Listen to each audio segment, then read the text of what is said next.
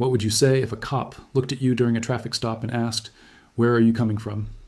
If you answer that question the wrong way, you can hand them a reason to keep you there longer, dig deeper, and build a case against you from your own mouth.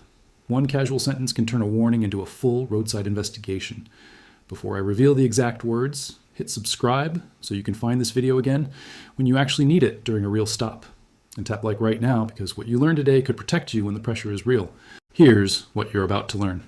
The first line that keeps you from volunteering facts they can twist, the follow-up question that puts the stop back on legal rails, the mistake almost every nervous driver makes in the first 30 seconds, and the Supreme Court cases that explain why this works.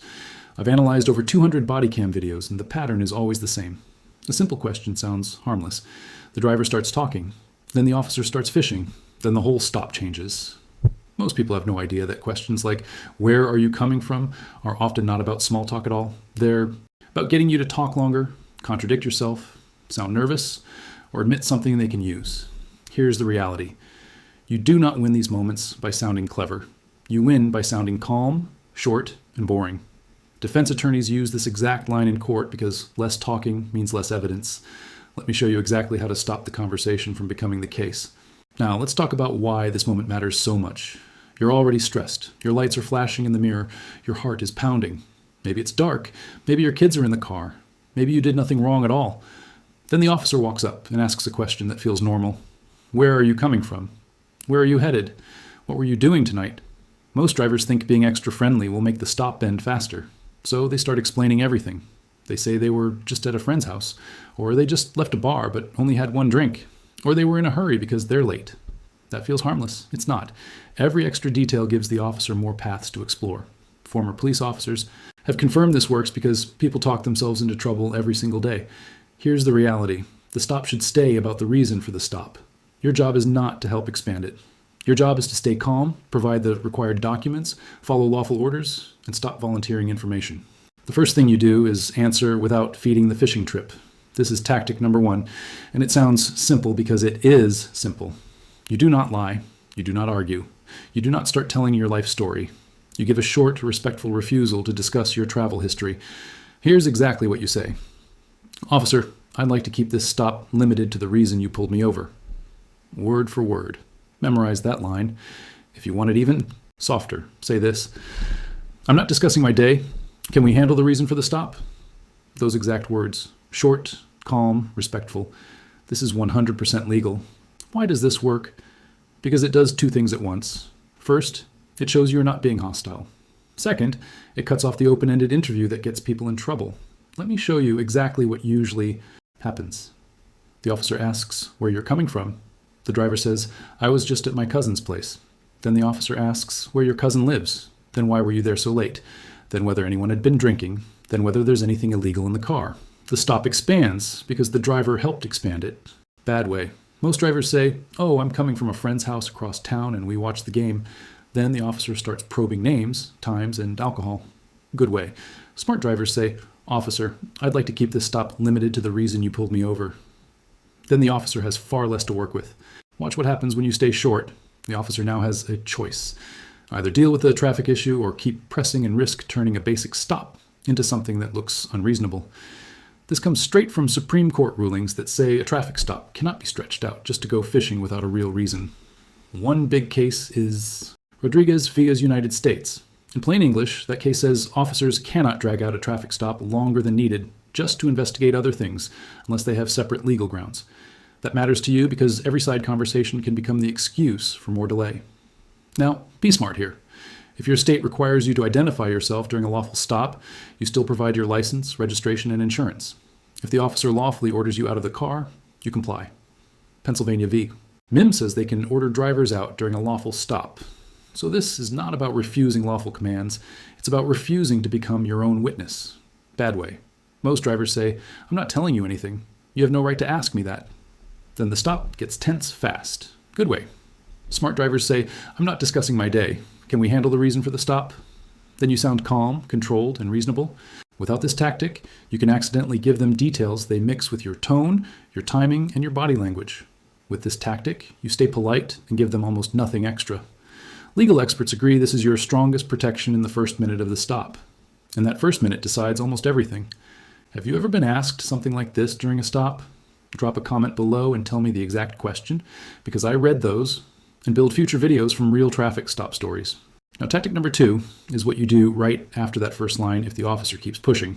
This is where most people fold. They think if they just answer one more question, the stop will end. It usually does the opposite. The next move is to force clarity. You need to find out whether the officer is still handling the traffic matter or drifting into a general investigation. You look at the officer and say this: "Am I being detained for the traffic stop, or am I free to leave when we're done here?" Those exact words. Say it calm, say it once, then stop talking. This line matters because it makes the timeline clear. Defense attorneys use this exact line in court because it helps show whether a stop was properly limited or dragged out. If the officer says, "You're still being detained for the traffic stop," fine. Wait quietly while they do that job. If they avoid the question and keep asking where you were, who you saw, and what you were doing, that tells you a lot. It tells you they may be trying to turn a simple citation into something bigger without saying so out loud. Here's the trick they don't want you knowing. When you politely ask whether you are free to leave, you stop acting like a chat partner and start acting like someone who understands the limits of the stop. Former police officers have confirmed this works because it changes the whole tone. You are no longer filling dead air with nervous talk. You are making them justify keeping you there. Bad way. Most drivers say, "No, I'm good, I don't mind talking," and then keep answering random questions. Then the stop gets longer and more dangerous. Good way. Smart drivers say, "Am I being detained for the traffic stop, or am I free to leave when we're done here?" Then the officer is pushed back toward the actual reason for the stop. Watch what happens next. A lot of officers will return to business. License, registration, warning or ticket. Done. That is the outcome you want. Some will keep probing anyway. If that happens, you do not get louder. You do not get sarcastic. You repeat your short line and wait. This is 100% legal. You're not required to entertain an endless roadside interview just because silence feels awkward. This comes straight from Supreme Court rulings and lower court cases about detention and consent. One name you should know is Florida versus Royer. Plain English. Police cannot keep you longer than the law allows just to pressure you into cooperating with a bigger investigation. That does not mean they cannot ask questions. It means that you do not have to help them turn your stop into a fishing trip. I've analyzed over 200 body cam videos, and the drivers who stay calm and ask clear questions almost always avoid making things worse. Now, tactic number 3 may be the most important one in the whole video. If the officer keeps asking questions and then shifts towards searching, you must stop the search before it starts. Listen closely because this is critical. If they ask anything like, "Do you mind if I take a look?" you have to say no clearly and politely. Here's exactly what you say. "Officer, I do not consent to any searches." Word for word. Memorize that line. Then, if you want, follow with this. "I'm not resisting, but I do not consent." Simple, clean, hard to twist. Why is this so powerful? Because consent destroys your strongest protection. If you say yes, you make the search much easier to defend later. If you say no, the officer needs another legal reason to search. Maybe they claim they smell something. Maybe they say they see contraband in plain view. Maybe they call for a dog if they have lawful grounds. But your refusal matters, because it keeps you from handing them the easiest path. Bad way. Most drivers say, I guess that's fine, I've got nothing to hide." Then the search becomes your idea. Good way. Smart drivers say, "Officer, I do not consent to any searches." Then the officer has to rely on actual legal grounds, not your permission. Here's the reality. People think saying no makes them look guilty. That is backwards. People with rights use them. Legal experts agree this is your strongest protection when a stop starts turning into a search. Defense attorneys use this exact line in court because it preserves the record. If the officer searches anyway, your refusal still matters later. It shows you never gave permission. This connects directly to Fourth Amendment law. In plain English, the Fourth Amendment protects you from unreasonable searches. Consent is one of the biggest exceptions. Once you freely say yes, you make that protection weaker. Another major case is Schneckloth versus Bustamante. Plain English. Courts often treat voluntary consent as enough for a search, even if the driver did not fully understand the law in that moment. That is why your words matter so much. One polite sentence can save your entire case later. Also, remember this. Refusing consent does not mean physically blocking anything. Never reach, never grab, never argue with your hands. If the officer orders you out, get out. If they search anyway, let them do it and keep your mouth controlled. Your goal is not to win the roadside debate. Your goal is to avoid giving away your rights on camera. If you've made it this far, you're serious about protecting your rights. Show me by hitting that like button. Most people already clicked away, but if you're still here, you're the one who will actually remember this under pressure. Now I want to give you one more tactic because this is where people lose control. Tactic 4 is how you shut down the silence trap. After you refuse to discuss your day, after you ask whether you are free to leave, after you refuse consent to search, there will often be a pause. The officer may just stare at you. They may repeat the same question 3 different ways. They may act shocked that you are not chatting. That silence is pressure. They want you to fill it. Do not fill it. Here's exactly what you say if they circle back. I'm choosing to remain silent, and I want a lawyer if this is becoming a criminal investigation. Word for word. If that feels too strong for the moment, use this shorter line. I'm not answering questions. Then stop. Look forward. Keep your hands visible. Breathe. That is it. Why does this work? Because nervous people talk to escape pressure. But every extra word is a new chance to slip. Now, you might guess at a time. You might explain too much. You might contradict yourself because you are scared, not because you are lying. Officers know that.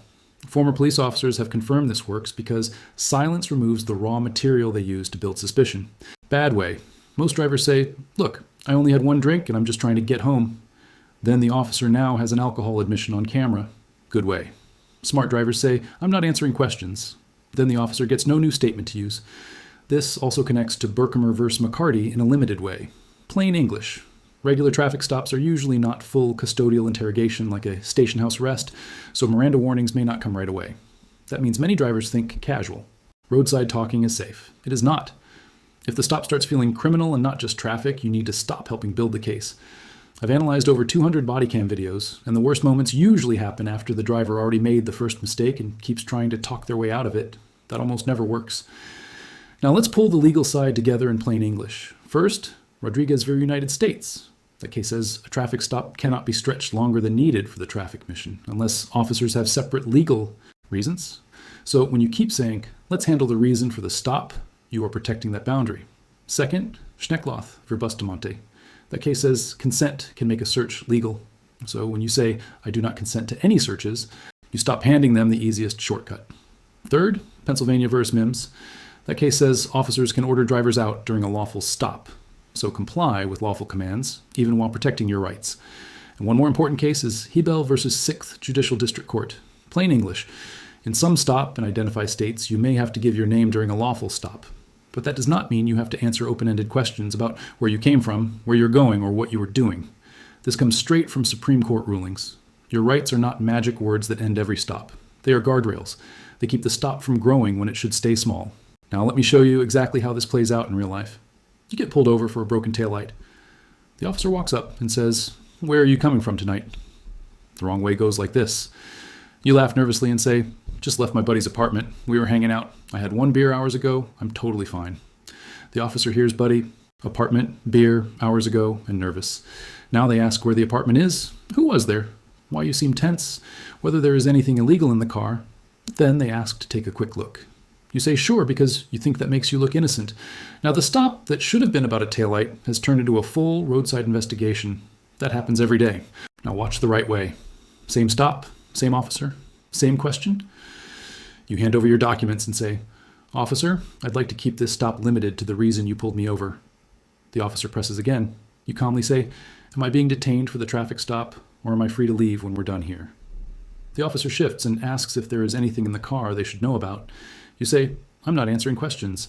Then they ask, mind if I look inside? You say, Officer, I do not consent to any searches. That is it. No speech, no attitude, no extra facts. What changes? Everything. The officer may still write the ticket. They may still try lawful next steps if they truly have legal grounds.